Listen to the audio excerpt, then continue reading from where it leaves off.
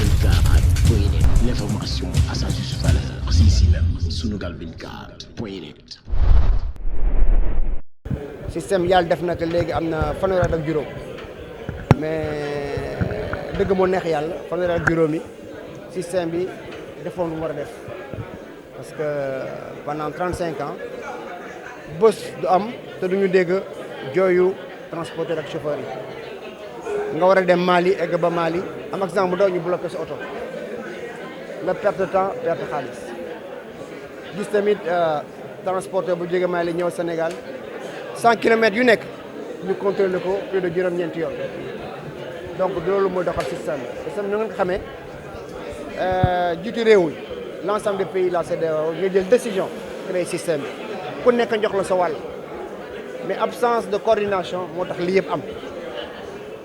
oto lay dem ak dikk bi métti nga am accident kenn du la fay léegi bu ñu gëstoo jàngat yooyu yëpp ñu ne il faudrait ñu indi ay tëral yu bees mooy lan comme na nga ko xamee mbooloo mooy doole ñu nekkandoo ñun ñëpp def benn plateforme nguur gi bokk si ñaari wàllu nguur gi mooy ministère des finances xam ne ñun mooy suñu tutelle mooy suñu kilifa ministère des affaires étrangères xam ne moom moo yore dem ak dikk bi dans l' espace communautaire chauffeurs yi am na seen wàll transport am na seen wàll douanier am na seen wàll police ñëpp am na seen wàll léegi nag defoon bees bi mooy du ñu décider mettre lu ñuy wax benn observatoire ñetti heure bu nekk ñu def évaluation pour jëm kanam te jëm kanam bi yëpp mooy fexe ba les citoyens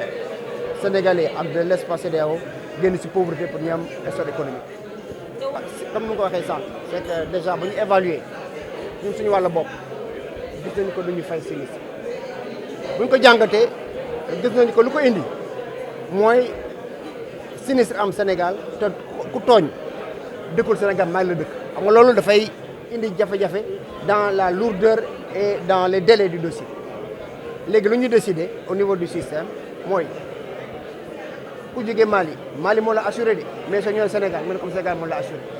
kon kenn du perte du temps mel ni lu ñuy wax fast track xam nga comme ñu wax jooju sinistre amee rek incha allah daanaka 40 jours ñu fekk alors que bu njëkk dafay am sinistre nga woo malien bi ne ah sa waa ji assuré est-ce que assuré na mu toog lu yàgg balaa mu lay tontu oto bi yàqu na blessé mu hôpital kenn jëlu ko en charge loolu passé ñoom question responsabilité après expertise yooyu yëpp ñu ne loolu yëpp léegi jeex na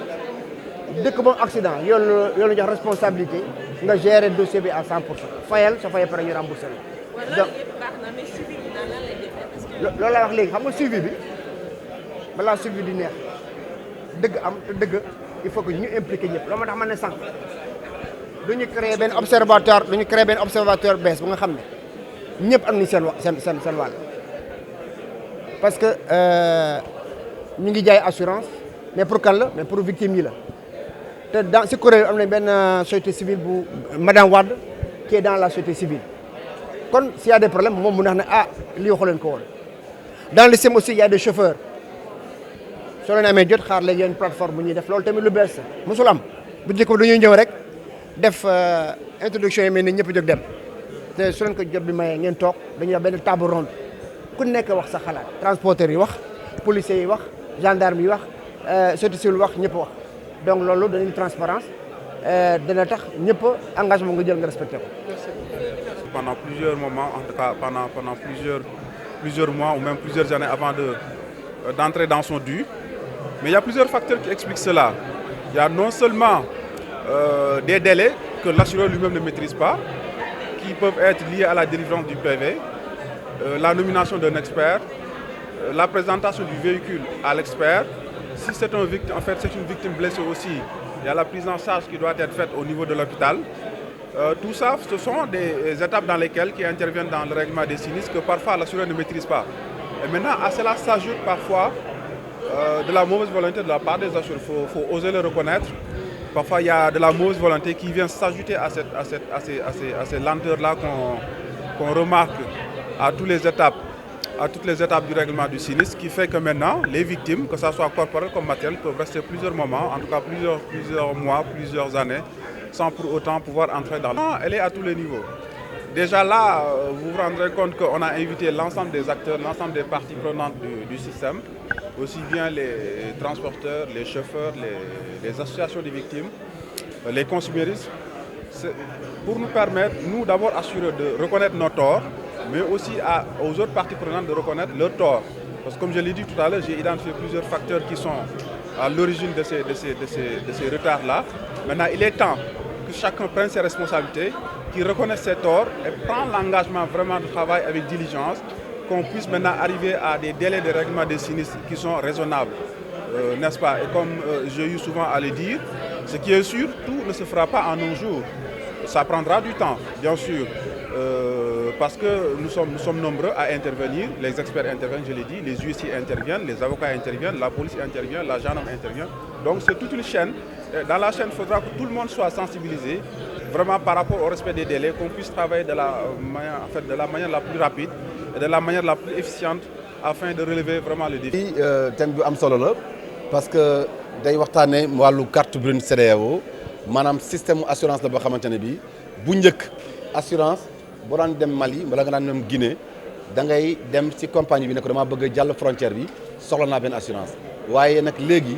loolu mën na ñàkk ginnaaw bi nga xam ne dagg nga sa assurance systématiquement compagnie bi dafa la war a jox benn carte wala benn attestation boo xamante ne bii day wane ne yow muy Gambie muy Mali muy Guinée foo bëgg a dem ci CEDEAO mën nga fa dem tu es couvert donc yow boo demee foofu soo fa amee ay tolof-tolof maanaam bureau national ba nekk foofu moo lay toppatoo ba keroog ngay ñibbisi donc loolu mu nekk lu am solo loo xamante ne lii pour ñu mën koo ñoŋal il faut que ñu xoolaat fi nga xamante ne moo am ay rëq-rëq ñu def ko rëq-rëq yi nag nekk na ci en fait systématisation pour nga am ko automatiquement sa assurance boobu. Deuxièmement gis nañ ne am na ay retard ci wàllu indemniser les victimes d'accident ñu gis ne également du point de vue également travail maanaam effort yi ñuy fournir dafa bëri ba nga xamante ne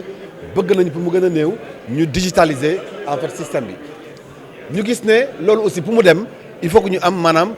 njàppale maanaam ndimbalu état ndimbalu autorité yi ñu gis ne ministère des affaires étrangères ci wàllu diplomatie teew na ministère de l'économie mi nga xam ne moom mooy suñu tutelle moom it teew na ñu gis ne am na beneen institution muy président de la république lui-même yónnee bataaxal ne moom mi ngi appuyer système bi donc mu nekk loo xamante ne lii lu ñuy rafetlu la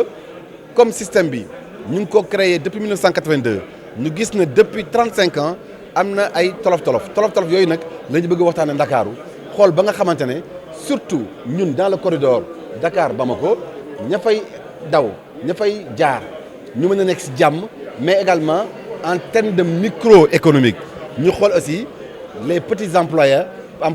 nan la ñuy fexe ba gën ko ñoŋal pour que nit ñi aussi mën ci tirer quelque chose loolu lépp nag